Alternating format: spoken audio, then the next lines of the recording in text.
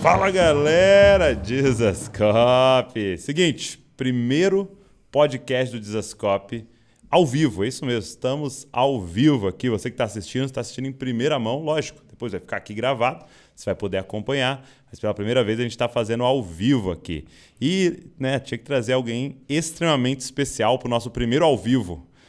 Primeiro podcast ao vivo. No próximo segunda-feira a gente vai fazer 1 ano de podcast, então é por isso que a gente já está comemorando aí com esse ao vivo. E está aqui comigo, Felipe Salvaon. Que legal. Boa tarde, gente. Uma honra estar aqui, mano. Primeiro ao vivo. Primeiro ao vivo, Meu nossa. Deus do céu. E a responsa de... Não podemos falar nada errado, cara. Não pode falar nada. Não dá para eu cortar. Não dá nem para cortar. Então, gente, perdão aí se sair alguma coisa. Muito bom. Não viralizem alguma coisa que sair errado. Nenhum corte assim maldoso. E o Felipe tá aqui com a Bruna, sua esposa. Obrigado, Bruna. Minha esposa linda. Muito bom. Tô muito feliz, cara. Obrigado por você estar aqui. E você, aconteceu um fato com você que é igual o que aconteceu comigo, né? Você perdeu o seu sobrenome, né? Perdi meu sobrenome. Acabou. Já você era. é o Felipe do Salvão. Já era. Eu lembro que o primeiro vídeo que eu fiz algum feat, o Brunão me ligou. O Brunão falou, mano, deixa Andrade, pelo amor de Deus. Porque ele falou, a pior coisa que eu fiz foi perder meu sobrenome. Falei, agora já era, mano. Brunão já Morado. era. Já era, perdi meu sobrenome. Os caras fizeram até um meme, teve um meme que fizeram meu lá, que era pastor do Dizascope diz em entrevista que tem nome. Pastor do Dizascope diz, eu tenho nome, não gosto que me chamem de Dizascope. Aí o cara falou assim, diz pastor da Dizascope. Não, é loucura isso aí, a gente... E aí tem gente ainda que acha que eu sou o Salvão. Tipo, não é a banda. A gente já foi num lugar que tava eu e a Bru, a gente namorava ainda. A gente foi pra Manaus. A galera semeou pra todas as esposas, aí a Bru foi também, pra gente ir junto. Foi todo mundo junto. Que legal. E aí a gente tava lá com a galera da igreja, e aí a criançada lá, namorada do Salvão. Tipo, eu falei, não, gente, ela não é namorada de Salvão, não, é só a minha. Calma aí, gente. Falei, não, calma aí. Então eu perdi meu sobrenome nesse nível. Então já tô acostumado. Mas ao mesmo tempo, é muito legal. Eu acho muito legal ser conhecido por um movimento, né? Até na linguagem que a gente usa muito aqui, né? Ser conhecido por um nós, né? Sim. Entendeu? Porque quando a pessoa fala Dizascope, ela está se referindo a um movimento, né? Apesar de ela estar falando de mim, ela também está se referindo a um movimento. Você ser conhecido por algo que está acontecendo, isso é muito legal, cara. Também uma banda. É legal isso, porque aí os meninos também começaram a fazer isso, né? Então tem o Henrique, o Mate, só o Gabs, nosso baixista, que não colocou ainda, mas a gente já tá... Daqui a pouco ele vai coloca. converter. E daqui a pouco ele se converte, viu, Gabs? Se estiver assistindo, coloca logo. Coloca logo aí o underline. E aí é muito, muito legal isso, porque o Henrique, esses dias também, o Henrique é o nosso guitarrista, ele tava participando de uma live, comentando lá, e tava no YouTube dele tava como Henrique Santos. E ele comentando, e daqui a pouco o cara que conhecia ele falou, mano, quem é Henrique Santos? Aí os caras, mano, muda esse login logo, ninguém vai saber quem você é, mano, não é Henrique Santos mais, é Henrique Salvaon. E aí tá indo, cara. Sempre assim, eu já perdi meu sobrenome, já tá tudo bem. A Bru que não quer colocar Bru Salvaon no... Não, mas até o final desse podcast nós vamos conseguir. Vamos fundar uma família. Novo sobrenome. Muito legal. Então aqui também, todo mundo, underline, Dizascope. É lá. bom. É bom que a gente pode falar, isso. meu, que post é esse? Pelo amor de Deus, tira isso. Isso aí não é Dizascope. Ué, é ou não é, né? E é muito legal isso, porque é o que você falou. A gente carrega uma família, né? Sim. Então a gente tá falando sobre uma família. E é muito louco isso, de não me verem só como... Porque eu amo esse fato de ser banda, sabe? Eu amo isso de estar junto, sabe? Em tudo. A gente é banda em tudo. Desde quando levo um repertório, os caras, não, essa música não tá tão legal. E aí eu fico, meu Deus do céu, como assim que os caras vão falar que não tá legal? Só que esse é o legal. Esse é o legal. Isso é viver em família, né? A gente tá 10 anos junto. Então, a gente já casou junto, né? É aquele negócio de não conseguir ver uma festa de final de ano sem eles estarem. Então... Sim. Virou família mesmo, isso é muito louco. E como é que surgiu o nome Salvão? Por que Salvão? Então, a gente começou a banda, que era uma banda de adolescente da igreja local que a gente era, né? Então, a gente tocava lá pros adolescentes. Hoje eu comecei com 13 anos a ministrar o louvor, né? E aí já toquei em culto de mulheres, culto de quarta tarde. Aí tinha uns senhorzinhos lá, não sabia se eles choravam de que tava ruim ou era... Ou da glória. E foi bem legal, porque a gente tocava, né, com os adolescentes e tudo mais. E aí a gente formou uma bandinha lá, e aí... que aí não convém falar o nome, que não é muito bom o nome. Não era bom. O nome era Saída de Emergência. Saída de Emergência. Meu Deus. Por quê? A gente viu numa placa lá e colocou. Aí... Entendi. Aí beleza. Aí ficou... Aí eu comecei... 13 anos isso. Oi? Isso com 13 anos. Isso já tava... Eu já tinha 15. 15, tá. Mais ou menos. E 13 aí... você começou a tocar na igreja. Isso. 13 eu comecei a tocar na igreja. E com 15 anos aí eu formei essa banda. E aí eu comecei a fazer um curso, uma escola de adoração, que é a Escola Adorar lá de Mogi. Uhum. E aí Jesus começou a falar muito comigo sobre o que realmente era, o que eu precisava fazer. E eu fui crescendo. Isso com 15 anos eu comecei esse curso. Isso virou uma chave na minha mente. Eu falei, não, essa banda aqui não tem nada a ver com o que eu precisava. Entendi. Então, sério. Com esse nome aí. Saída de Emergência. E aí Jesus falou para parar com isso. E aí começou, a base foi a mesma, né? Quando começou o Salva 1. E aí veio alguns, e a gente ministrou, teve o primeiro convite sem nome. A gente foi, isso, eu tinha uns 16 anos, 16 para 17, e a gente foi sem nome. E aí a gente falou, a gente precisa pôr nome nisso. Então juntou todas as mães lá em casa, era tudo adolescente, né? Juntou todas as mães em casa. E aí cada um falava uma coisa, e esse nome. Aí minha mãe lançou um nome... As mães estavam ajudando? As mães e os pais, estava todo mundo. Não, o que você acha disso? Aí minha mãe mandou um nome que até hoje é engraçado. Ela queria que chamasse Desde os Ventres das Nossas Mães. Falei, mãe, jamais. Uau, Desde os Ventres das Nossas Mães. Que nomão. E é bom, cara. Aí eu falei, não. Aí foi naquele dia não surgiu nada, né? A ideia tava... Nesse nível aí. E aí, eu lembro... Aí depois que a gente saiu de lá, a mãe de um amigo nosso que não tá na banda mais hoje, mas ele fez toda a parte de mídia pra gente por um bom tempo e ainda ajuda a gente. Mas ele era da banda. E a mãe dele falou, tem Salva 1. E a gente queria um nome curto. E Salva 1 em hebraico significa Senhor Todo-Poderoso. E a gente... era um livro hebraico, eu lembro que ela tinha assim, ela começou a mostrar esses nomes. Falei, meu Deus do céu, é isso aí. Então, foi a partir disso. Então, é uma palavra em hebraico? É uma palavra em hebraico. É uma palavra em hebraico. E significa Senhor Todo-Poderoso. Eu sempre liguei a salvação. Tipo, salva ligado. É, né? A salvação tá ligada. A salvação tá aí. Não é. Tipo, o pai tá on? Tipo, o salva tá on. Só que aí a gente chama de salva. Daqui a pouco vira salva, sei lá. Entendi. Mas o nome em si é Senhor Todo-Poderoso. E aí nisso a gente foi indo. É um nome curto, a gente falou, legal, vai ficar legal. Fica mais fácil de lembrar. Fica mais fácil de lembrar. Significado forte. E aí a gente foi indo. E aí sai um, entra outro, mas a base sempre foi a mesma. E aí hoje a gente tá 10 anos. A gente fez 10 anos agora. Foi em julho. Acho que foi em julho que a gente fez 10 anos agora. Que legal. De banda. Isso é muito legal, cara. E aí você tava me contando aqui, antes da gente começar, que vocês estão para lançar um novo projeto aí, né? Isso. Que legal. Projeto... E como é que é esse novo projeto? Qual que é então, a ideia dele? A gente vai lançar esse projeto pelo Som do Reino, que agora a gente faz parte do Som do Reino, e a gente vai lançar esse projeto com o Som do Reino, e a gente está muito feliz, porque a gente sempre fazia as coisas, colocava a câmera e vamos gravar alguma coisa. Tanto é que a gente fala, tem um vídeo nosso lá com 9 milhões, que é aqui com você, e aí o povo fala, mas quanto vocês gastaram? Eu falei, acho que nada. Os amigos falaram, não, eu tenho luz, eu tenho... E aí a gente foi e fez Essa música tem 9 milhões? 9 milhões, bateu 9 milhões esses dias. Foi muito louco. Aí também tem a história que todo mundo acha que é do Brunão. Aí eu fico zoando o Brunão. Que é aqui que eu me sinto muito bem. Galera, do Brunão.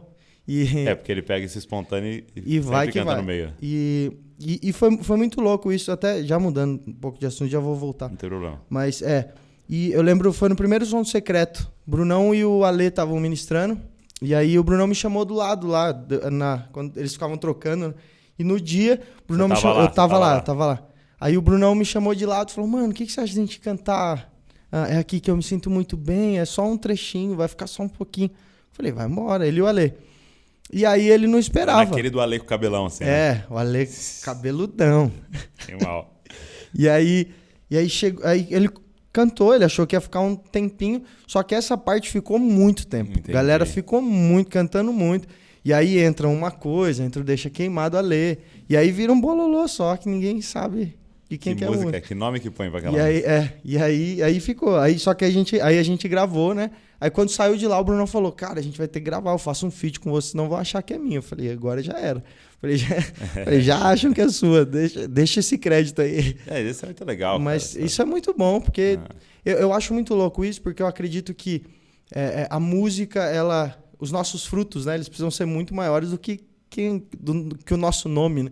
Mais pra frente vão lembrar, que lembrem da música, mas que não lembrem de mim. Sim. Lembrem daquilo que Jesus fez através daquela música, mas que não lembrem de mim, sabe? Sim. Felipe, não, mas que os meus frutos possam ir mais longe do que eu mesmo. Eu vi uma vez um pastor falando, até num livro que meu pai lançou, que era A Arte da Batalha Espiritual. E ele... A Arte da Guerra Espiritual. E aí esse pastor falando algo interessante, que um dia Deus falou com ele, que toda vez que uma música é lançada, ela já existia no céu, né? Essa canção já existia no céu e chega o tempo de ser liberada sobre a terra. Então, pensando nisso, né, nenhuma música é nossa. Sim.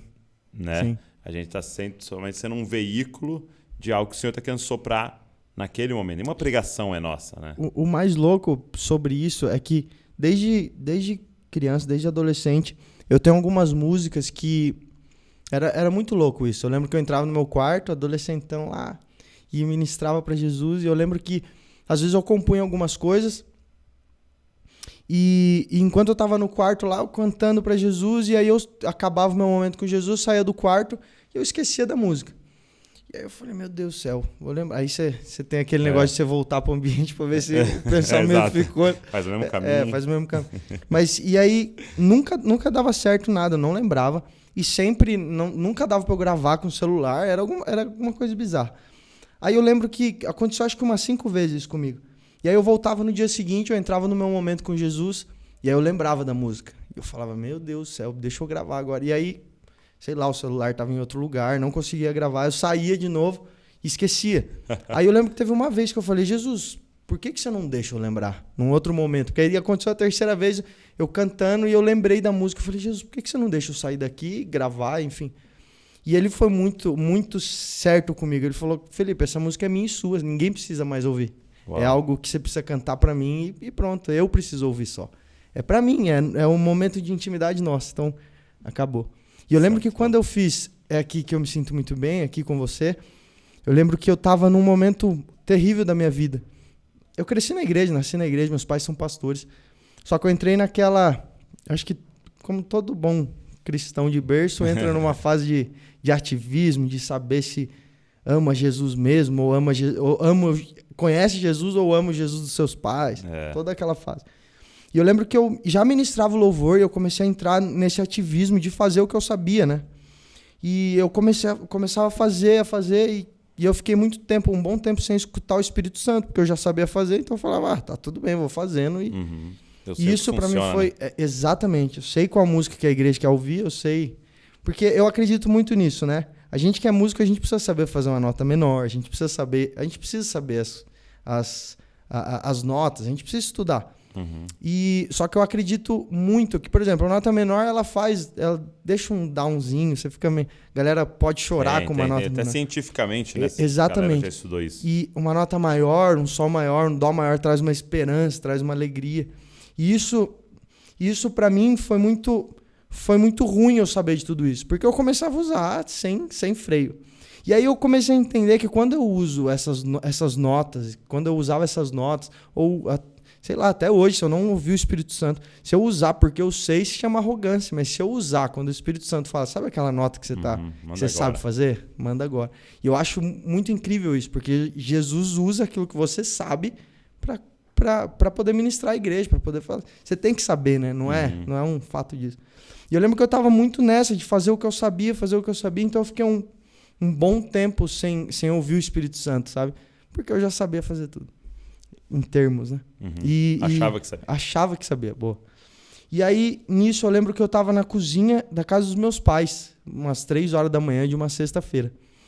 E aí, eu já tinha passado por esse ambiente que eu falei pra você, das músicas no quartinho, e Jesus falava, não, é minha, só minha e sua.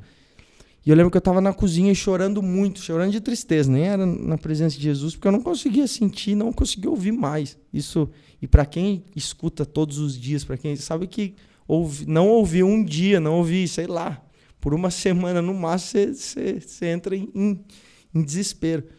E eu lembro que nesse dia eu tava muito triste, sentado no chão da cozinha da casa dos meus pais. E eu lembro que tinha uma porta de vidro e de noite estava acesa a cozinha lá fora escuro, então eu virava um espelho. Eu estava sentado no chão e era um dia frio. E aí o Espírito Santo falou comigo, eu ouvi, depois de muito tempo. Ele falou só, olha para o lado, Felipe. E eu olhei para o lado, o meu reflexo estava completamente nu, sem roupa nenhuma. Eu falei, meu Deus, o que eu estou fazendo aqui assim? E aí o Espírito Santo falou, olha para você de novo. Quando eu olhei, eu estava normal de roupa. E isso foram 3 vezes. Na última vez que o Espírito Santo falou para eu olhar para o lado, eu falei, tá bom, eu estou entendendo que o meu reflexo está completamente sem roupa, sem nada. O que você quer falar com isso? E ele falou, é assim que eu te vejo. Você não precisa colocar máscara, eu sei o que você está passando. Eu te conheço, eu conheço você, você não precisa esconder, você não precisa... Eu tinha muito problema de confessar os meus pecados, eu não confessava os meus pecados. Então, Jesus falou, eu sei quem você é, eu conheço você, você não precisa vestir nenhuma máscara. E aí eu lembro que eu comecei a chorar muito e aí eu comecei a cantar. Aqui com você é onde eu consigo ser quem eu sou e toda máscara se vai. Teu amor me satisfaz, eu me sinto tão teu. E nisso, o Espírito Santo tomou a cozinha, eu levantei gritando, assim, 3 horas da manhã, é aqui que eu me sinto muito bem. E isso foi muito louco, porque quando eu saí da cozinha, depois desse tempo, Jesus falou, essa sim, essa você pode precisa compartilhar. E isso foi muito louco, porque quando a gente gravou da forma mais simples possível, as pessoas vêm com testemunho, e é muito louco isso. As pessoas vêm, cara, eu estava muito tempo sem escutar o Espírito Santo. E quando eu escutei essa música, o Espírito Santo voltou a falar comigo. Eu falo, meu Deus, não tem a ver com a música em si, mas tem a ver com todo o processo que eu vivi, né? Não estou cantando uma musiquinha para... Acho que esse é o ponto, né? Esse é o ponto. Uma vez, não sei se você já viu uma entrevista da Kim Walker, do Jesus Culture, sabe? A vocalista do Jesus Culture. E ela dizendo que pediram para ela cantar, ela ia gravar o How He Loves Us, né? Sim. Que foi uma música que explodiu, uma Que música música. que o mundo inteiro cantou e canta, né? A música tem mais de 10 anos e a gente canta ainda, Me Ama, né? E ela falando das experiências que ela teve com o amor de Deus, cara, ela contando, tipo, de visão, ela tem uma visão de Deus, de Jesus pegando uma caixinha de joias, sabe aquelas caixinhas musical assim, aí abrindo, era ela, nossa, entendeu? Era ela dançando, aí Jesus pegava ela, encaixava dentro do coração dele, assim. Então assim, ela teve experiências profundas com o amor de Deus. E aí, de repente, ela pega essa música que não era dela. Sim, né? É do John Mark. Exato, não foi ela que compôs essa música, mas que traduziu uma verdade absurda do coração dela. E aí você vê esse alinhamento, né? Entre o que você está vivendo e a canção que você está cantando, e aí isso começa a tocar com autoridade das pessoas. É todo o processo, né? Tudo não tem a ver só com a gente, né? Teve outro caso também, e isso foi mais recente, foi em 2019, quando Jesus pediu para eu sair do meu trabalho. E aí depois até eu conto como foi, mas enfim, tem a ver com uma música. E aí, quando Jesus pediu para eu sair do meu trabalho, eu falei, meu Deus do céu, agora já era, né? Então, eu lembro que eu saí em dezembro. Então foi bem quando você casou, né? Foi bem quando... Não, acho que foi 5 meses. 5 meses que eu tinha acabado de casar, Jesus pediu. E aí eu tava desesperado. E aí me mandaram embora, né? Isso foi muito bom. E aí eu falei, nossa, em julho, quando acabar o seguro-desemprego, já era. Falei, eu vou estar desesperado. Sim. E aí eu lembro que foi em dezembro mesmo, a gente estava reunido com a galera do Louvor, da nossa igreja, lá da Poema Mogi, e a gente começou a ministrar, e cada um começou a abrir o seu coração e tudo mais. E aí surgiu um spark de uma música lá, um trechinho de uma música, que era E não há medo que prevalecerá, teu amor venceu, e ficava só nisso. E não há medo. E aí eu peguei isso e falei, meu Deus do céu, dá pra ter alguma coisa a ver com o que eu tô vivendo. Eu entrava no meu quarto e falava, Jesus, é isso que eu tô vivendo. Teu amor venceu, não há medo que prevalecerá. E aí comecei a construir tudo e comecei a entender o que estava acontecendo. E aí eu, ministrando essa música no meu quarto, veio a outra parte, que é: e se o dia mal vier sobre mim, eu cantarei pra você, cantarei pra você. E eu lembro que isso foi no final de 2019. Eu falei, nossa, tem tudo a ver com o que eu tô vivendo. Tô achando que em julho vou estar ruim. E eu falei, gente, falei pros meninos, a gente precisa gravar essa música em janeiro. Eu lembro até hoje, foi dia 13 de janeiro que a gente lançou. Eu falei, a gente precisa lançar, não sei porquê. Em março entrou a pandemia. E eu vi que não teve a ver com só o que eu vivi, sabe? Exato. Era o dia mal de muitas pessoas. Era um dia mal de... mundo. Exatamente, era o dia mal do mundo, sabe? E aí a resposta que a gente dá pra ele precisa sempre ser o que ele sempre ensinou. Então, essa é uma música que toda vez que eu lembro, Jesus sempre fala... Toda vez que eu falo, Jesus, o que eu faço agora nessa situação?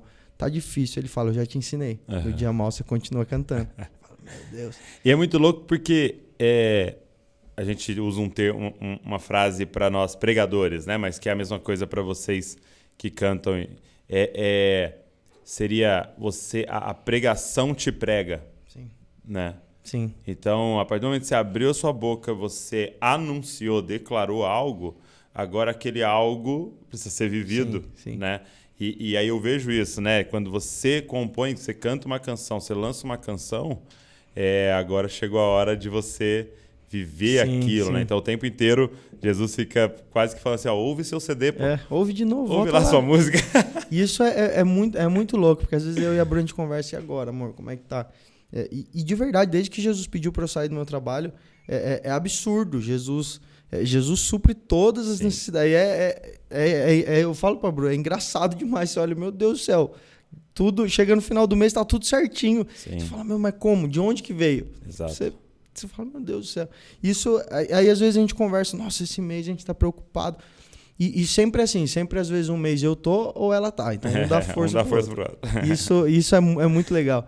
E aí agora a gente aprendeu. Jesus já falou e agora já são, 2 anos que a gente tá nessa. E aí tá indo. Mas é muito louco isso, cara. Então essa música pra mim fez muito sentido e não só pra mim, né? Eu sei que na época tava fazendo muito sentido pra mim. Só que aí daqui a pouco virou. E foi muito bom porque a gente lançou... Não foi uma parada por causa disso, sabe? Sim, exato. Foi em janeiro, você nem sabia. Foi em janeiro. Ninguém nem sabia o que poderia acontecer. Aí você tem bastante testemunho dessa música, assim. Tem bastante testemunho sobre isso também. E é muito incrível, porque quando entrou a pandemia, a galera... Geralmente, quando a galera ouve é quando lança, né? Mas quando entrou a pandemia, começou a subir muito o número de plays no Spotify. Fazia muito sentido. Muito sentido. Então, a gente começou a ouvir nas lives, as pessoas cantando nas lives das igrejas. E isso, cara, eu fiquei muito feliz, porque já é gostoso legal, quando você faz alguma música e a galera canta. Isso já é muito, muito bom, né? Pra gente, como músico, como artista, como cantor, a gente olha e fala, nossa, que legal. Mas com um propósito, com tudo aquilo que aconteceu, e você fala, nossa, mas quando eu escrevi, eu tava daquele jeito. Eu tava mal. E eu tava pensando em um monte de coisa. E aí a galera cantando e entendendo. Acho que foi a música mais profética pra mim, sem eu saber. Sem eu saber o que ia acontecer, sem nada. Por isso que tem que só obedecer, né? Quando você falou assim, Jesus falou que precisa lançar em janeiro. Mas por quê? Tem hora que ele não fala o porquê, né? Porque ele quer nos guiar nesse caminho de obediência, de confiança, né? De não entender e fazer. Sim. Mas isso é muito real, cara. Eu comecei a perceber isso no meio da pregação, né? Vinha um cara ministrar na igreja, sei lá, na época do meu pai, ali na igreja do meu pai, ou numa conferência, e eu percebi algo. Como eu sou um pregador, eu fico sempre reparando na pregação, na estrutura, de como a pessoa fez, né? Igual você fica reparando nas músicas. E aí eu percebia, cara, que muitas vezes as pregações que mudavam completamente a minha vida, que me virava de ponta cabeça, eram extremamente simples. Sim. Entendeu? Não tinha nenhuma estrutura, não tinha nada, vamos dizer assim, uau, algo que você nunca ouviu, entendeu? E aí você falava, cara, por quê? E eu comecei a analisar. E aí eu comecei a ver que era a pessoa que carregava aquela mensagem. entendeu? Então, por exemplo, alguém que eu respeito muito, amo muito, o pastor Abe Uber. Sim. Quando pastor Abe Uber, pregava sobre discipulado, pregava sobre amar o próximo, entendeu? Ele podia só ler o versículo. Sim. Entendeu? Mas quando ele começava a falar dos 30, 40 anos fazendo a parada e discipulando pessoas e tal, aquilo vira uma chave dentro de você. Entendeu? Por quê? Porque é uma autoridade carregando uma mensagem, né? Então eu comecei a perceber isso de forma muito clara. E aí acontece muito com a gente isso. Por exemplo, a mensagem quando a gente prega sobre nós, entendeu? É muito louco, eu percebo que tem um poder especial acontecendo no lugar. Quando a gente conta testemunhos, quando a gente conta o que a gente está vivendo. Porque a gente estava vivendo aquilo, né? Então, eu acho que para a galera que quer pregar, que quer compor, que quer cantar... eu estava ouvindo uma outra entrevista de um casal, cara, eu vou esquecer o nome. Um casal também da galera da música, bem conhecido lá, que eles tocaram e cantaram com a galera da Bethel. Daquele CD que eles gravaram na montanha, sabe? Sei. Que gravaram na montanha. Sei. E aquele casal, ele é barbudão e a mulher canta também. Helser, sei lá. Esse aí é o sobrenome deles. E aí eu lembro que os caras chegaram pra ela, você vai cantar isso aqui, que era aquela Não Sou Mais Escravo. Sim. Não Sou Mais Escravo do Medo. Aquela música absurda. Vocês vão cantar essa daqui. E você vai cantar esse trecho, falou pra ela, né? E eu achei muito louco. Primeiro ela falou assim, nossa, como que eu vou fazer? Porque eu nunca cantei uma música que não fui eu que compus. Gravar, né? Eu falei, mano, imagina, né? E aí ela falou que pegou a música, então, foi pro quarto. E ficou, cara, cantando. Ela falou assim, eu só saí daquele quarto quando aquilo se tornou verdade em mim. Nossa. Entendeu? Meu Deus. Não sou mais escravo do medo. Eu sou filha de Deus, eu não sou mais escravo do medo, eu sou filho. Ela falou que ficou horas, cara, no quarto cantando. De repente clicou dentro dela. Se tornou cara, verdade. é isso. Eu não sou mais escravo do medo, eu sou uma filha de Deus e tal. E aí ela saiu de lá e falou, não, beleza, eu gravo. Então, aí, mano, quando você ouve, quem quiser, cara, pega no YouTube, ouve essa música e você vê na expressão corporal da pessoa, tipo, cara, ali é verdade. É verdade o que ela tá falando. Isso é muito incrível. Eu em todo esse tempo de salva, as canções que a gente grava são as que eu escrevo. E eu sempre tinha muito, não preconceito, mas sempre quis. Eu falei, não, vou gravar a música que eu escrevo. Porque assim, de verdade, tem gente que é intérprete e não consegue, tipo, sei lá, não é o dom da pessoa compor. Isso, e tudo bem. E às vezes é o que você falou, às vezes escuta tanto, é o que esse casal falou, escuta tanto até se tornar verdade. Isso é incrível. Tanto é que nesse novo projeto, voltando a falar agora, as canções não são coisas que eu já vivi, mas são coisas que eu preciso viver, sabe? São coisas que... acredito que nesse novo projeto as canções estão mais bíblicas, né? Porque eu sempre cantava muito aquilo que eu estava vivendo e mais na minha emoção, mais aquilo que eu estava vivendo, né? Mais verticalzão, mais horizontal. E aí eu sempre vi isso, né? Tipo, nossa, tá bem almático, tá bem eu, assim.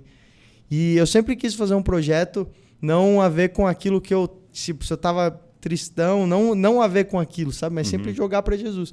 E isso, cara, eu aprendi muito um dia que eu tava com o Brunão e com alguns amigos, acho que o Theo Rubio, o Brisa, e a gente compôs Emaús junto. E isso, eu aprendi muito. Que legal. Deixa eu mexer aqui. Eu aprendi muito, porque eu lembro que a gente começou, o Brunão puxou um refrão, e a gente abriu a Bíblia e falou, tá, e agora? O que acontece no caminho de Emaús? Como é que tá? E a gente foi compondo parte por parte. E isso foi uma escola pra mim, porque eu falei, eu nunca compus assim, eu sempre compus o que eu tava vivendo. Entendi. E tipo, já era, eu tava vivendo aquilo. Só que agora, você fazer uma música de acordo com aquilo que a palavra tá falando, pra mim foi muito novo. Então, esse próximo CD tem uma música chamada João, que conta exatamente o olhar de João naquele momento da mesa, da ceia, que é tipo... E não há nada que me faça mais feliz que estar ao teu lado.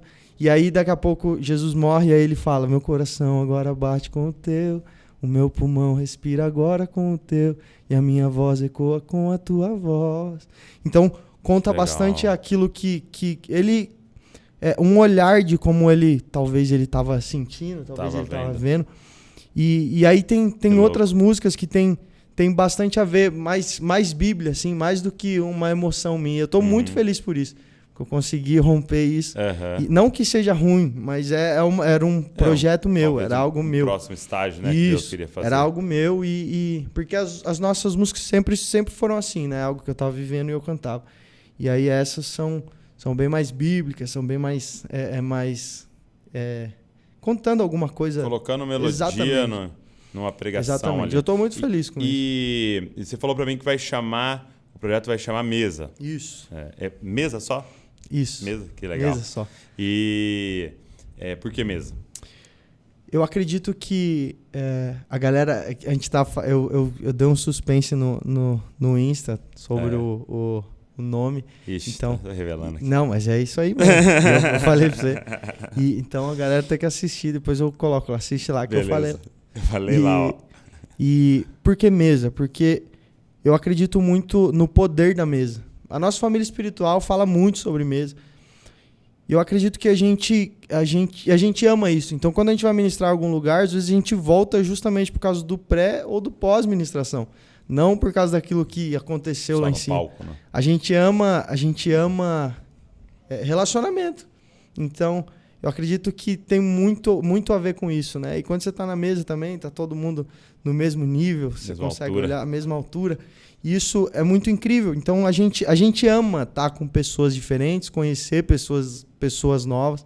Então, é muito louco isso, porque de verdade, a gente volta pelo pré e pelo pós, não por uma ministração. Isso me deixa muito feliz, porque a música é um pretexto para a gente estar num lugar. O que conta mesmo é a vida na vida, né? Como a gente age, quem a gente é, como a gente faz quando não está lá em cima ministrando. Porque o que eu vejo muito às vezes eu abro umas caixinhas de perguntas no meu Insta e a maioria das perguntas é, cara, como que eu faço para viver do ministério? Ou como que é? É mesmo? Como que é subir no palco? Como que eu faço para ministrar? Como que eu faço para entrar no ministério de louvor? E cara, eu acredito muito que quando o templo estava sendo construído, quando o templo foi inaugurado, quando Salomão foi cortar a cordinha do templo lá, inaugurou. Eles começaram a trazer os utensílios, né, de Davi e tudo mais. E eles trouxeram a arca. E o mais incrível é que o texto fala que o templo não foi cheio da glória de Deus quando a arca entrou, mas quando ela foi colocada no lugar onde ela devia estar. Uhum. Quando eles colocaram ela no lugar onde ela devia estar, os músicos começaram a tocar. Então, eu acho que a galera quer inverter uma parada, sabe? Quer começar a tocar para que o templo seja cheio da glória de Deus, mas a ordem é completamente outra, né? A gente precisa colocar a presença de Jesus no lugar de honra dentro dos nossos corações. Por isso cantamos. E por isso cantamos. Uau. E aí A gente acontece sempre usou a música para trazer a arca. Né? Exatamente. Isso é muito louco, né? A ordem é completamente essa no templo. O templo só é cheio, a presença de Deus colocada no lugar de honra, os músicos começam a tocar, e aí o povo de Israel se dobra diante do Deus do templo, e não do templo, não por causa do templo. Uhum. Porque o templo sem a presença de Deus é só uma construção tenda, bonita. Só umas pedras. Então eu acredito muito nisso, e hoje nós somos o templo de Deus. Então, para que a gente possa ser cheio da glória de Deus, da fumaça da glória de Deus, precisa colocar a presença de Jesus no lugar de honra dentro dos nossos corações. E eu acredito que muita gente quer viver algo, mas não quer viver um processo, porque é um processo, cara. Você colocar Jesus no lugar de honra do seu coração é todo dia. O Espírito Santo te lembra todo dia, ó. Coloca Jesus no lugar de honra do seu coração. Você se perdeu nisso. Você se perdeu naquilo. Então é todo dia esse processo, né? Então, às vezes a galera vê o que está acontecendo lá em cima, mas não vê como que foi para chegar, sabe? O quão nível de morte. A Bru fala uma parada que é muito louca. Estar lá em cima de um palco, em cima de um ministrando, às vezes as pessoas entram na igreja querendo, como que é? Uma escada, querendo algo crescer. Agora eu sirvo a igreja, daqui a pouco eu faço... Como se fosse uma carreira, Exatamente. Né? Um plano de carreira. Só que tá lá em cima, eu acredito que é uma parada inversa, né? É um nível de morte muito maior. Então, para estar lá em cima, quanto mais morto você tiver para você mesmo, Aí que as coisas Não é acontecem. uma questão de privilégios, né? Uhum. Às vezes as pessoas pensam, fulano agora foi ungido, tal. Pô, agora ele vai ter mais privilégios, né? Não, é o contrário, né? Agora ele vai ter mais deveres. Agora ele vai ter que morrer um pouco mais. morte. No livro do Bob Sorge, Não é Negócio, é Pessoal, ele fala algo muito forte, cara. Ele fala assim, na primeira oportunidade que você tiver, entrega o ministério. Ele fala assim, se você puder não entrar, não entra. Só entra se você é vocacionado. Vai ser engenheiro, vai ser advogado, vai ser cozinheiro, vai fazer uma outra coisa. Não entra se você não é vocacionado, porque é um lugar de entrega, de morte. É muito Cara, louco quando a gente fala assim, vamos receber aqui no altar. Sim. Quem que sobe em altar, gente? É só sacrifício que sobe em altar. É só quem vai morrer. Eu tava brincando esses dias de casamento, né? Tiveste a mulher de branco, o cara com o melhor terno e chama pro altar. Muito bom. Lá vem eles andando em direção ao altar. Pra quê? Amor. Pra morrer, cara. E é muito doido. Muito Você bom. pensa em casamento, quando ele tá falando assim, eu vos declaro marido e mulher, naquela hora é uma morte. Sim. Ele te matou. O Felipe solteiro morreu, a Bruna solteira morreu naquela hora, mas na sequência vocês já ressuscitaram nós. Ressuscitaram agora uma família, ressuscitaram com um compromisso e essa... Por isso que eu acho que é muito parecido com o batismo, né? Sim. Você morreu solteiro ali, independente, vivo para mim mesmo E aí começa e outra ressuscita vida. numa unidade com Cristo, casado agora. Sim. Mas não sei nem porque a gente está falando disso, mas é isso. Não, né? Não, e o que você falou sobre o lance das profissões e tudo mais. Eu sou engenheiro e eu Você lembro formou que... em engenharia? Engenharia civil.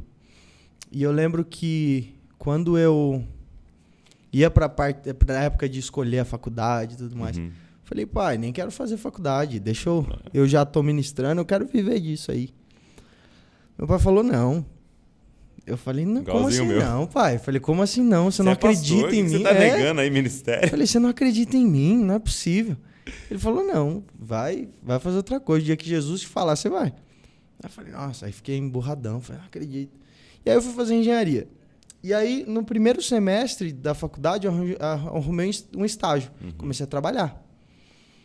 E aí eu comecei a amar o que eu fazia, né? E eu gosto muito. Fazendo eu gosto zelo, muito. Tal. E comecei a amar o que eu fazia. Então, e eu fiquei 7 anos nessa empresa.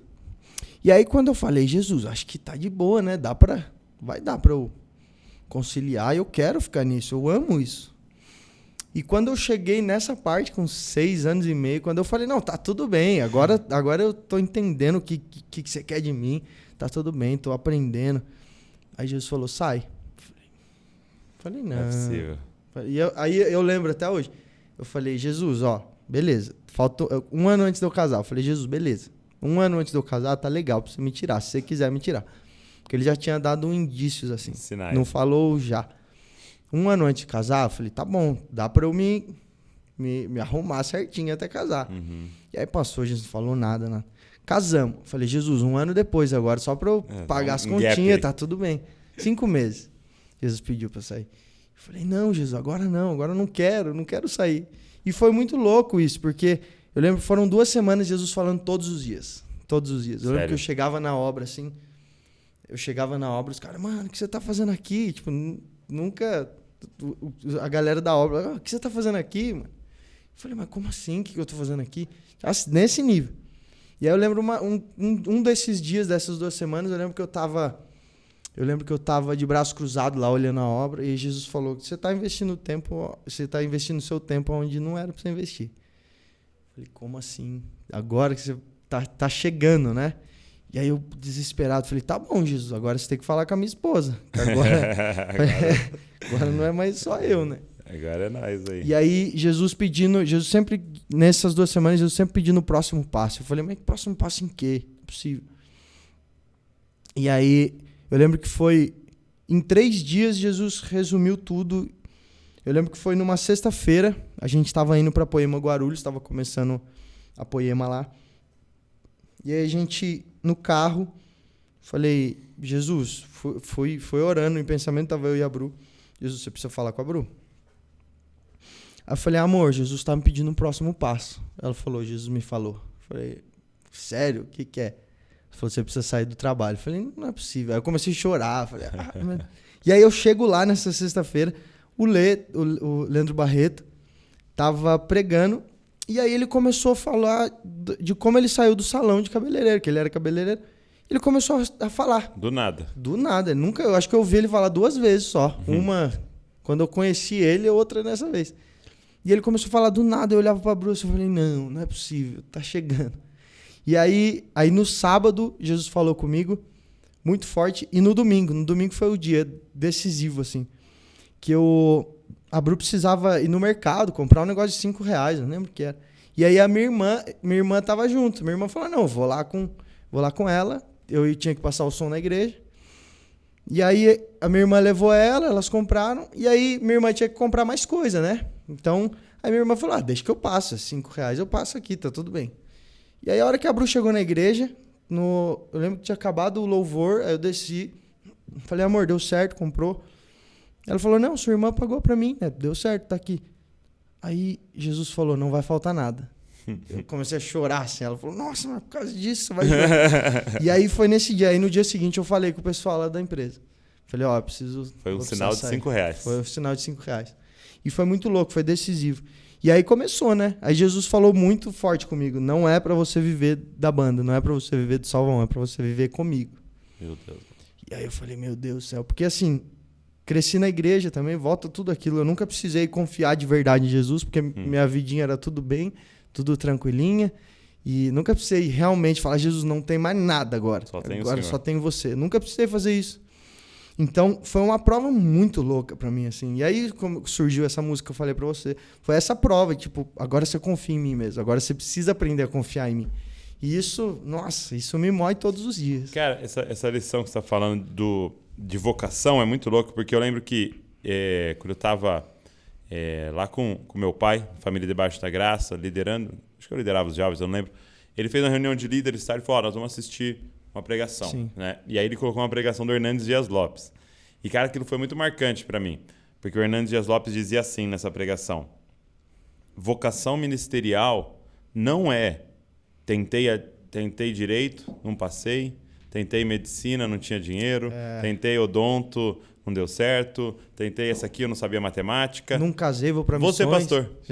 Não casei, vou para missões. Exato. Entendeu? Tipo, não deu nada certo, pô, que tal tentar, né, fazer seminário? Ele falou, não, isso não é vocação ministerial. Vocação ministerial eu tenho a porta aberta para o direito, tenho a porta aberta para a medicina, tenho a porta aberta para isso, tenho a porta aberta... E aí eu digo não para tudo isso, ou eu até me formei e Deus fala, não, vem. Sim. Entendeu? Então ele falando sobre isso, tipo assim, não é o plano C. Entendeu? Eu acho isso muito louco, porque eu lembro muito do Mate, nosso batera. O sonho dele, desde criança, desde que eu conheço ele, eu conheço o Mate desde que eu me conheço por gente. E aí, o sonho dele sempre foi ser policial. E aí, ele fazia as provas meio escondido da gente. É mesmo? Fazia as provas. E aí, teve um dia que ele passou. E ele passou 3 vezes nessa prova da polícia. E aí, ele passou e eu lembro que a gente tava indo pra Manaus um dia. Indo ministrar em Manaus. E aí, eu sentei do lado dele no avião e falei, mano, e aí, como é que tá seu sonho com a polícia? Como é que tá tudo isso? E aí ele começou a chorar. Aí ele pegou um papel do bolso assim, ele falou, Fê, era pra eu me apresentar hoje. Meu Deus. Pra pegar as coisas hoje. E eu escolhi, chorando assim. Ele falou, eu escolhi. Eu falei, mano do céu, velho. Eu falei, preciso ter um coração desse, porque... Cara, era o sonho da vida dele, era o sonho de infância dele. E quando eu vi aquele papel na data daquele dia, pra ele chegar e pegar as coisas e começar a trabalhar, eu falei, mano, é um nível muito grande de morte, assim. Isso é muito louco, cara. Entregar um sonho assim pra Jesus, entregar a vontade pra Jesus, falar, tá aqui, ó, é o que você me falou pra fazer, eu tô fazendo. Isso, mesmo que doa, né? Porque, cara, ele tava chorando ali, não era na presença de Deus, era de dor mesmo. Era de dor mesmo. Cara, pelo amor de Deus, eu tô entregando meu sonho, mano. Tá aqui, ó, tá o papel aqui pra provar. E eu falei, mano, que animal isso. Que animal viver isso, né? Entregar o sonho, entregar a vida. É aquilo que a gente falou do nível de morte, né? Sim.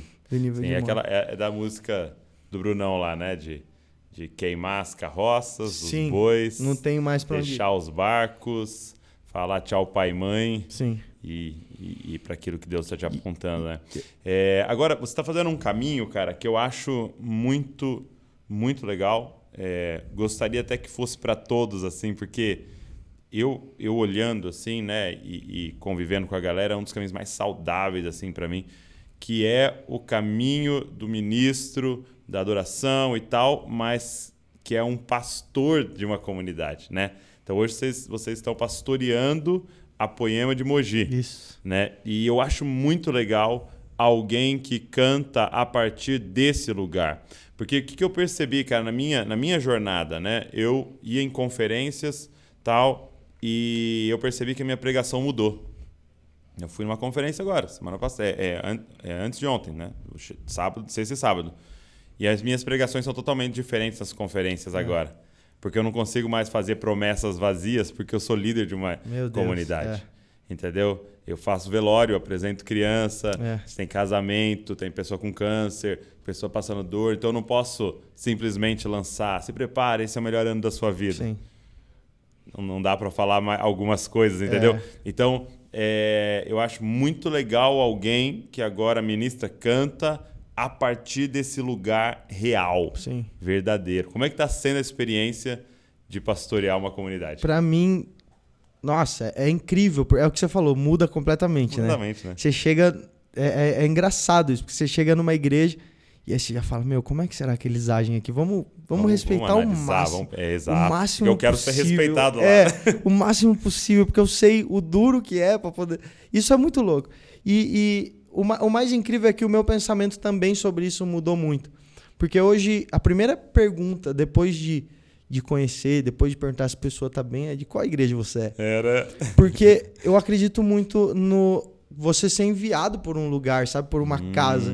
Você ter uma família, você ter para onde voltar. Sabe? É o fato de você, quando precisar ser exortado, você tem alguém para exortar. E isso, para mim, é muito incrível, porque em todos os lugares que eu vou, as pessoas batem a mão no meu ombro e falam, cara, que incrível. Que legal. Só que quando não foi tão incrível, ninguém vai falar, só na sua casa. Quando você não der atenção para alguém, a pessoa vai lá e vai falar, mano, você não me deu muita atenção, tá errado isso. Sim. Quando você pregar alguma coisa e falar algo diferente, algo que não foi tão legal, alguém vai chegar... Isso na nossa igreja é muito assim, alguém vai chegar, mano, não fala isso de novo, não. E isso é um nível de morte absurdo pra mim. Porque eu tava em todas as igrejas que você vai, as pessoas te servem água. Mas agora na sua igreja, você que tem que servir água pra quem tá lá. E isso é muito louco. Isso é muito louco. E eu comecei a entender o poder de uma família por trás, sabe? Eu lembro que eu tive um sonho. Eu não lembro se foi um sonho ou uma visão. Não foi muito nítido pra mim. Mas eu lembro que eu tava em um teatro, ministrando. Só voz e violão. E sabe quando tem a cortina e por trás tem aqueles corredores que fica todo mundo correndo? E aí é como se eu saísse do meu corpo e fosse dar um rolê lá atrás. E aí eu vi uma menina correndo com um copo de água na mão. E ela vinha correndo e ela esbarrou em mim, isso na minha visão, né? Eu tava vendo. E ela falou, eu preciso levar água para ele. E aí eu falei para ela, mas por que você quer levar água para ele? Mas que graça que tem levar água para ele? Esse foi o meu pensamento. Eu falei, que graça que tem levar água para ele? Por que você está servindo ele? E ela falou, isso na visão, ela falou assim, porque se ele engasgar, ele não consegue levar a mensagem que nós como família estamos construindo. Uau. E eu falei, meu Deus, eu entendi isso. Porque não tem a ver com eu ir ministrar numa igreja.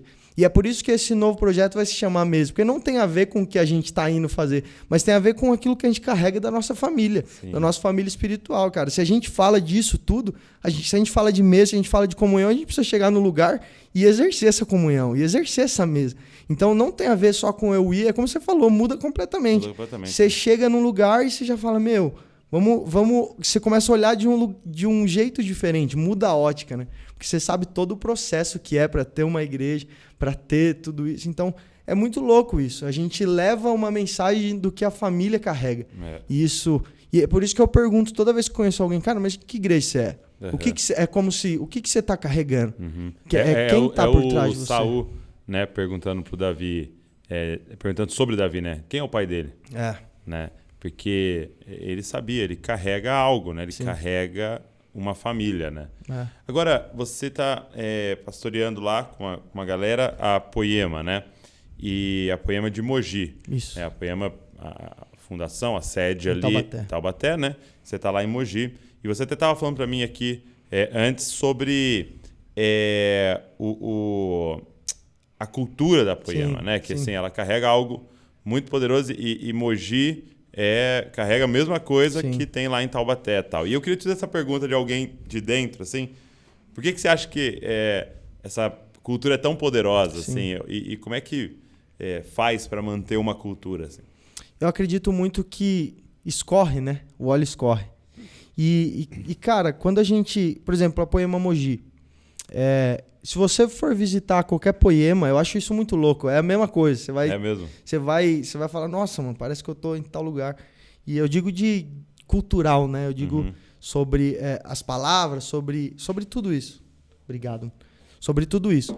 E por exemplo, em Poema Mogi, tava o Marcinho e a Thalícia, que é os pastores da igreja junto com a gente, eu e a Bru. E aí enviaram o Prado e a Maria, que eram os pastores que estavam em Taubaté. E aí eles chacoalharam a gente. Tipo, assim. E foi muito louco essa transferência. Então, querendo ou não, a gente aprendeu assim, sendo chacoalhado, sendo transformado. Eu lembro a primeira vez que o Pradão chegou lá no Poema Mogi, eu tava passando o som no louvor. Ele falou, mano, você não podia estar passando o som aqui. Eu falei, por quê? Ele falou, olha o horário. Eu falei, mas que tem um horário? Passou 5 minutos ali, não, até 6 horas. Você não pode passar mais que... Eu falei, mas como assim? Não, mano. Nunca tinha sido confrontado de alguma coisa. Eu falei, como assim? Não, mano, nada a ver. Porque o culto ia começar às 19. Ia 6h30. 6h30. E aí a gente tava terminando de passar o som, tipo, 6h05. Ele falou, mano, não, pode parar, a gente tinha que estar lá atrás. E isso foi muito louco. Então, esse chacoalhão, sabe? Vida na vida, entender. Porque eu lembro que o Pradão também, a primeira coisa que veio, ele começou a abrir o coração dele. Então, o fato de você abrir o seu coração automaticamente faz com que as pessoas abram o coração. Então, quando a gente entendeu isso, quando eu e a Bru, a gente entendeu, tipo... Cara, quando a gente vai sentar numa mesa, discipular alguém ou ter uma mesa com alguém, a gente começa a abrir o nosso coração. E automaticamente a pessoa fala, meu Deus, mas... Como assim? Se esse cara tá abrindo o coração dele pra mim, por que eu não vou? Então, cara, são coisas simples que às vezes a gente fala, meu Deus, mas é só isso? Tipo, é só isso. É só você ser, né? A gente entende muito de não fazer, mas ser, né, alguém. E depois você vai fazer alguma coisa automaticamente. Em relação a tudo. Em relação ao louvor, em relação à pregação. E quais são algumas coisas, assim, pra você que já esteve em outras comunidades, assim, que te destaca, assim, da cultura que a Poema carrega? Assim? Cara, eu acredito muito na simplicidade. Na simplicidade. E é claro que talvez se você perguntar para outras pessoas da Poema vão falar outras coisas. Mas o que mais mexeu comigo foi o lance de confessar o pecado. Ah, é? Muito, muito. Você ser, Tiago 5,16, né? Confessa os pecados do seu irmão e você é curado. E isso, cara, isso para mim virou uma chave na minha vida. Eu poder chegar e mostrar quem eu era mesmo. Até por conta do lance da música, toda a máscara se vai, que eu me prendia muito. Então, pra mim, isso... Eu chegar numa mesa e falar, mano, eu penso assim, eu penso assado. Então, eu chegar em algum outro lugar do Brasil, eu tô e, sei lá, o pensamento... começa a pensar um monte de coisa, já ligo pro Prado ou pro Marcinho e falo, mano, tô pensando nisso, ora por mim. E isso mudou muito o meu coração nisso, sabe? Ser discipulado real mesmo. Ser discipulado real, não esconder nada, sabe? Eu lembro uma das primeiras mesas que eu fui ter com o Prado e com o Marcinho, eu cheguei e Jesus falou, não esconde nada. Uau. Eu falei, meu Deus do céu, como assim? Tem umas coisinhas que eu não vou esconder, mano. Alguma coisa tem... Jesus falou, não esconde nada, conta quem você é de verdade. Eu tava lendo um livro do Dietrich Bonhoeffer, Vida em Comunhão, e tem um momento que ele começa a falar disso, né? De que o nível mais alto de intimidade e comunhão é a confissão. Né? É quando, de verdade, a gente é transparente, se deixa ser conhecido real, de verdade. Né? E a igreja é maravilhosa, porque ela é essa comunhão dos pecadores. Né? Então, deveria ser fácil. Deveria ser fácil. Porque eu estou diante de um pecador. Sim. Que precisa da graça no mesmo nível que eu preciso da graça. Então eu vou falar de uma mazela que você tem outra. Exatamente. Ou a mesma.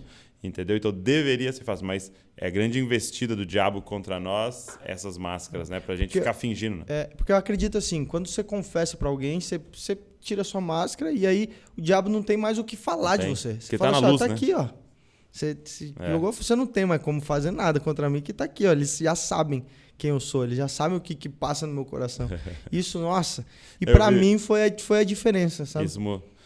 Isso foi uma virada de chave pra gente também, quando a gente começou a trabalhar com discipulado.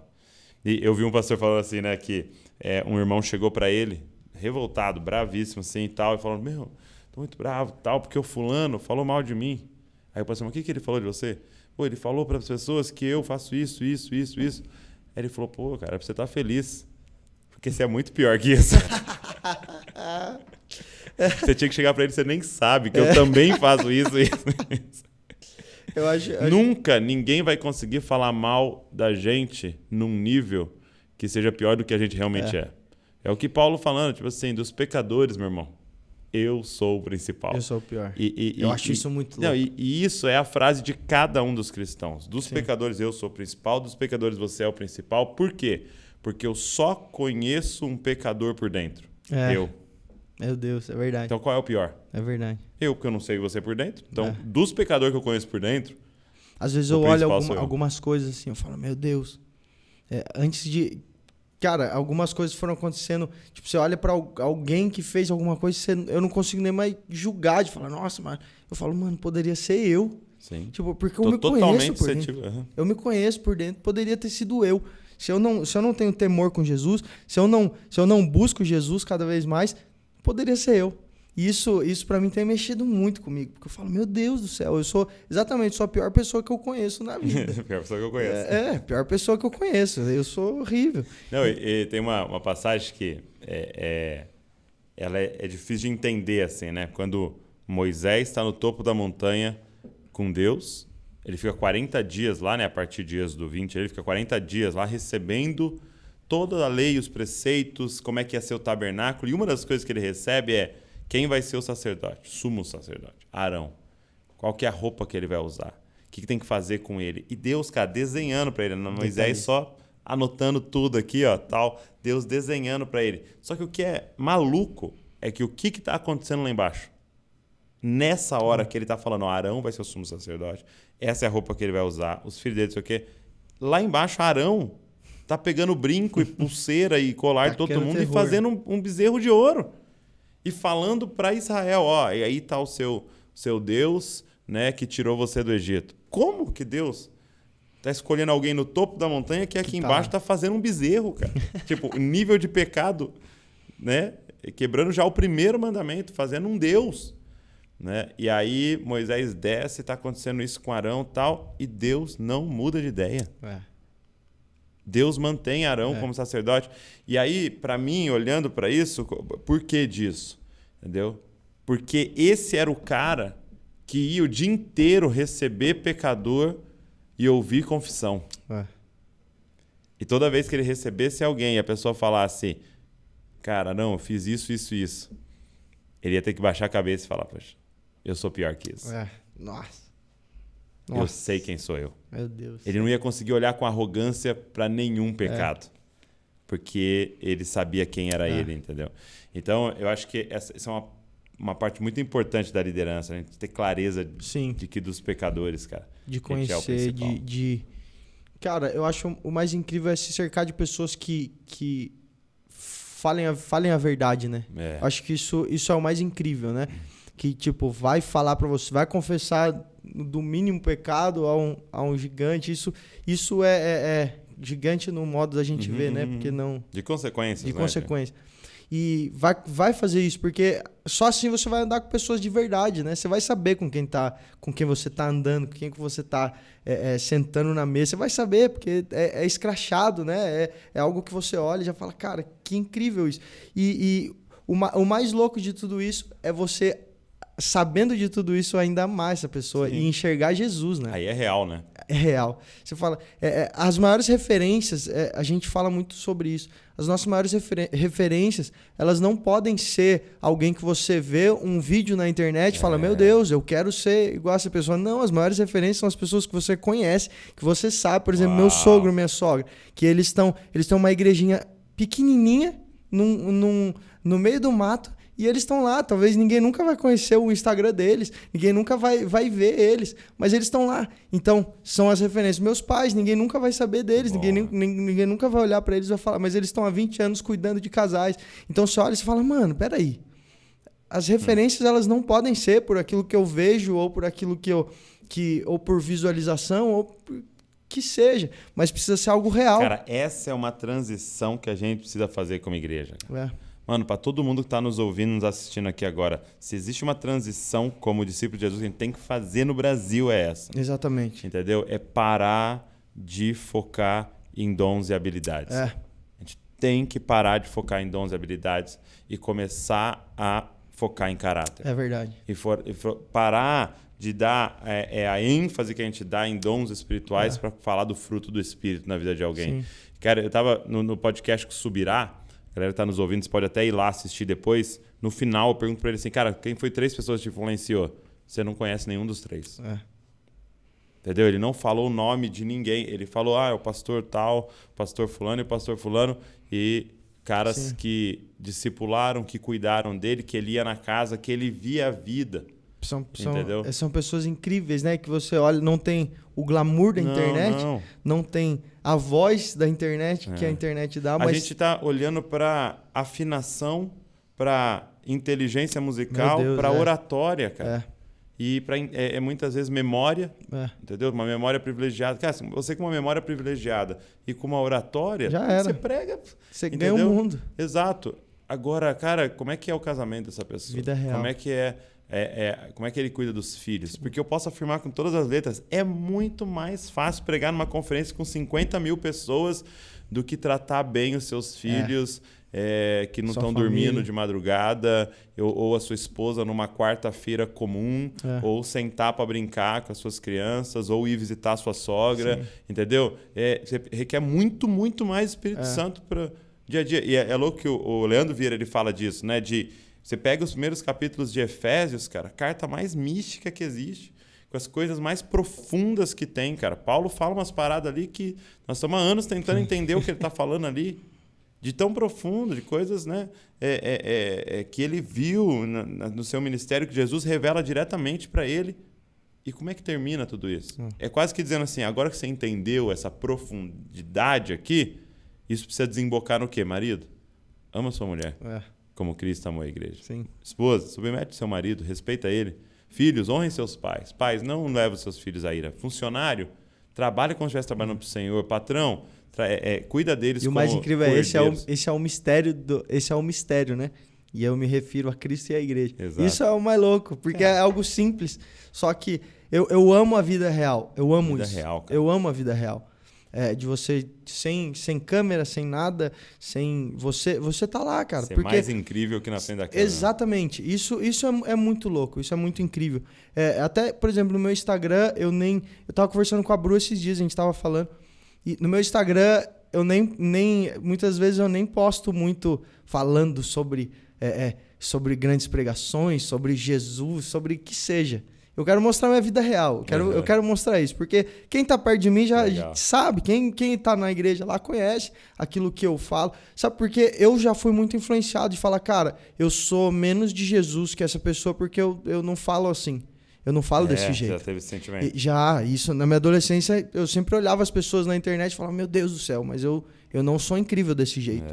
E isso é uma parada que precisa morrer cada vez mais. Essa chave foi virando em mim. E, tipo, hoje eu tenho de cara a certeza sobre as referências da minha vida, que são aquelas pessoas que ninguém nunca talvez vai saber, sabe? Pessoas que eu vejo trabalhando para Jesus e que estão lá e que amam Jesus e que amam fazer aquilo, independentemente se vão reconhecer ou não. Pessoas que entregam cesta e não tiram foto, sabe? Esse tipo de gente. Entregam, tem um trabalho comunitário, mas ninguém nem sabe que tem trabalho comunitário. São essas pessoas, sabe? São essas pessoas que eu conheço a verdade, eu sei dos pecados, eu sei das falhas, Só que mesmo assim eu enxergo Jesus lá. Cara. Isso é muito louco. Essa é a referência que a gente precisa ter. Fica tipo assim, cara, pô, como eu queria ser discipulado pelo fulano. Sim. Né? Imagina uma mesa com o ciclano e tal.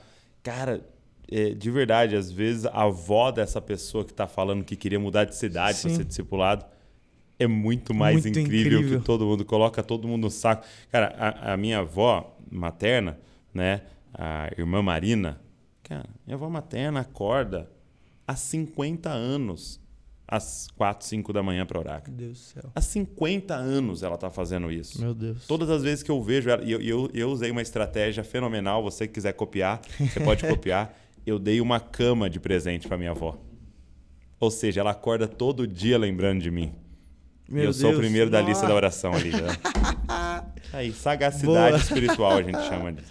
Boa. Entendeu? Então eu dei uma cama para ela de presente e tal. E aí ela sempre fala, filho, quando eu acordo na cama eu já oro por você ali. Então, 50 anos. Minha avó, ela tinha 10 filhos, tem 10 filhos, quando meu avô morreu, cara. Meu avô morreu com 50 anos de idade e eles tinham 10 filhos, mano.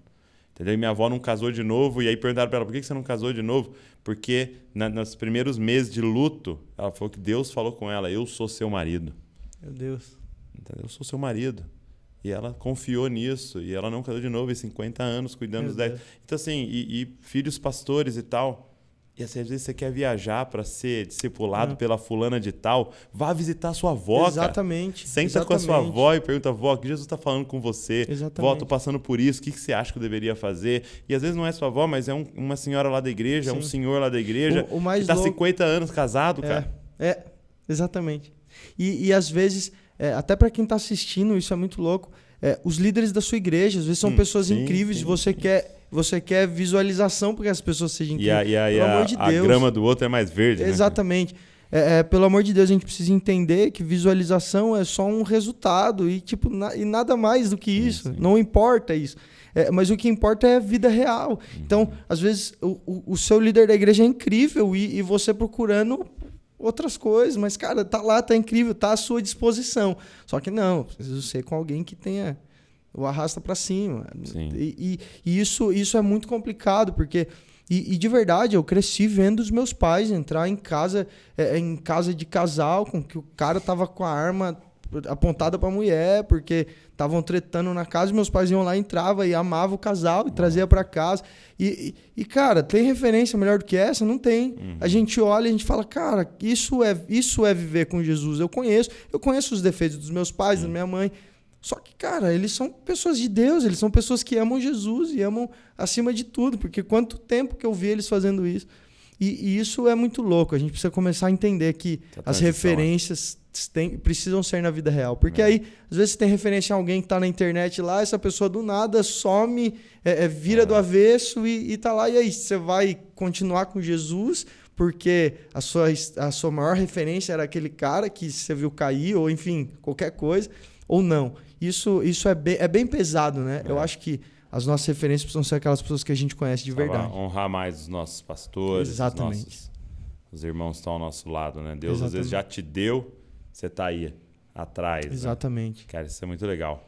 Poxa, meu amigo, tô empolgado. Assim que sair o projeto, a mesa, você me fala. Quero até que você venha de novo aqui, pra gente apresentar aqui. Com certeza. E quero sentar essa mesa aí. Com quero certeza. Ouvir essas músicas te espero lá também. Tomara que dê certo isso. Tomara que dê certo. É um mistério aí, galera. Aí. Guarda aí esses projetos aí, doutor. Meu amigo, muito obrigado por esse tempo aqui. Foi rápido, né? Passou aqui eu tava morrendo de medo. Falei, amor do céu. O que eu vou falar, né? O que eu vou falar? Mas conversa na mesa, né? Voa. Que legal. Cara, muito legal. Muito bom receber você aqui, receber a Bruna. Obrigado. Obrigado por aquilo que vocês têm construído. Que o Senhor continue dando muito, muito discernimento para vocês, clareza, ouvidos afinados e ousadia para obedecer o que Ele está mandando aí dia após dia. Amém. Obrigado, viu, mano? Vocês são incríveis. E conhecendo de perto ainda mais, vocês são incríveis. A gente olha, é o que a gente estava falando. Vocês vão se tornando referências pra gente e são referências. Amém, mano. Sabe, por conhecer a vida real, né? Por conhecer isso aqui, ter esse tempo. É incrível, cara. De verdade, é uma honra muito grande para mim. Tá aqui, Eu até tava falando com a galera da igreja, eu falei, gente do céu, pelo amor de Deus, vou estar lá, orem por mim. Mas de verdade, tô muito feliz. Obrigado pelo convite e espero voltar. Isso aí. Até mais vezes. Obrigado, Tamo mano. junto. Obrigado. Você que tá aí com a gente, nos assistindo, obrigado. Você que estava ao vivo aqui, você que tá assistindo gravado aí, você que tá assistindo o áudio, ouvindo o áudio, né? Que Deus abençoe muito você. Pega esse link, manda para geral, se inscreve no canal aí do Dizascope, pra você receber tudo que a gente tá fazendo. Deus abençoe você e não se esqueça, você é uma cópia de Jesus. Valeu. Valeu, gente.